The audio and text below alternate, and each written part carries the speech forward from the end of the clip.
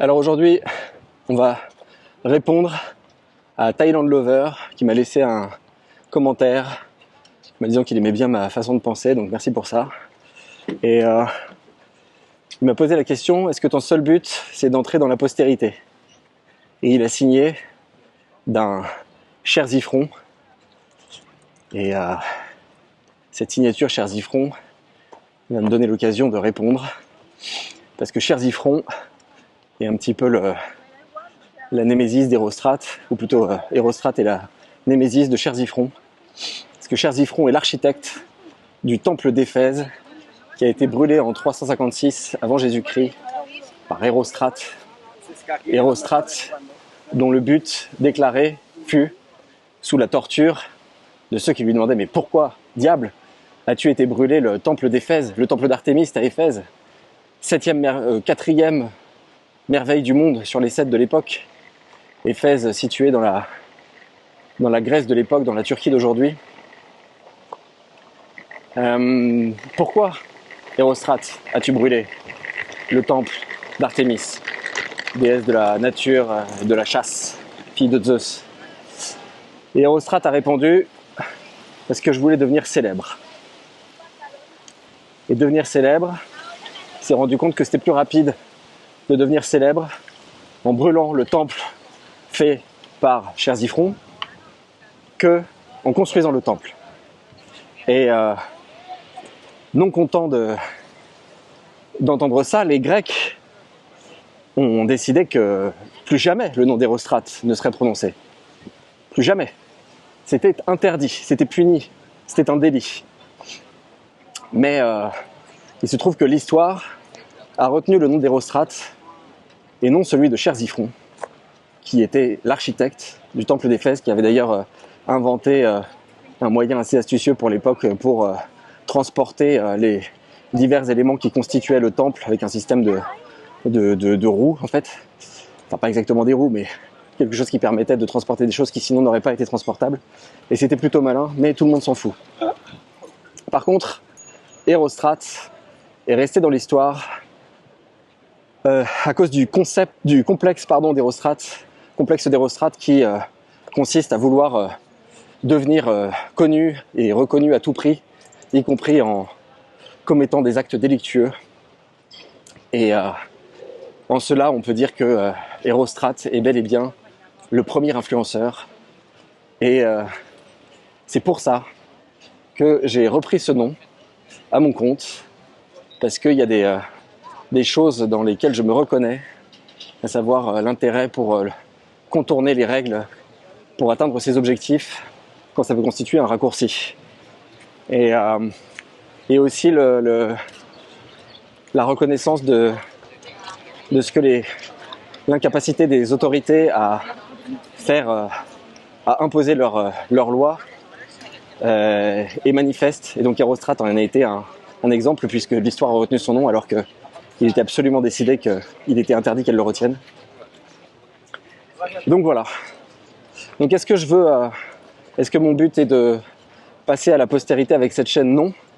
Thailand Lover, la reconnaissance avec Hérostrate s'arrête là. La postérité, c'est pas vraiment ce qui m'intéresse, et quand tu réfléchis d'ailleurs à la célébrité en général, c'est pas forcément quelque chose qui m'attire. Donc l'intérêt de l'autre intérêt que celui de passer à la postérité à travers cette chaîne, c'est de clarifier et d'archiver mes idées déjà dans un premier temps, parce que quand tu les sors comme ça, tu t'obliges à les syncrétiser, à les synthétiser, à en faire une espèce de petite somme, et cette somme tu la ranges et ça te permet de passer à l'idée suivante. Et il se trouve que YouTube est un très bon moyen pour faire ça, parce que non content de te permettre d'archiver tes idées, tu t'entraînes en fait à parler, à avoir un débit qui soit recevable par d'autres personnes, à écrire ta pensée et à la verbaliser en même temps que tu la construis. Donc c'est un bon exercice déjà rien que pour ça. Donc voilà un autre de mes objectifs, c'est de travailler mon élocution. Après, si ce que je visais c'était une forme de célébrité ou de postérité, je ferais pas ce que je fais parce que c'est pas des vidéos qui sont destinées à des débutants. C'est plutôt des vidéos où j'essaye pas de faire des choses qui vont parler au maximum de personnes, c'est-à-dire des choses qui vont être simples, qui vont s'adresser aux débutants. C'est plutôt une espèce de recherche de communication avec des gens qui sont déjà passés par les mêmes sentiers de pensée que moi et essayer de les rencontrer. Et c'est aussi montrer qu'une autre manière de vivre est possible, parce que je pense que ce que je fais, t'en as pas beaucoup qui le font. Il y en a quand même si tu veux, mais généralement ils sont plutôt partis dans des paradis fiscaux, en Asie du Sud-Est, etc. Mais moi j'ai juste été chercher le soleil, la plage, une qualité de vie la plus proche possible de là où je suis né en fait. Et ça, t'as beaucoup moins de monde qui fait ça. Enfin, moi, j'en trouve pas beaucoup. J'en trouve sous forme d'investisseurs immobiliers qui sont partis en Espagne parce qu'ils se sont dit qu'il y avait un coup à faire là-bas. Mais juste pour la qualité de vie, j'en ai pas vu des masses. Donc, je cours pas après les abonnés. Je cours pas après le nombre de vues. Mais d'ailleurs, la chaîne est en fait inconnue de tous les gens qui me connaissent, à part 2 personnes.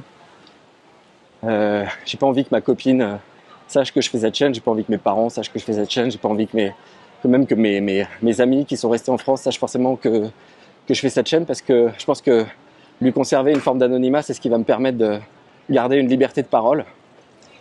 Et donc voilà, so long pour la postérité.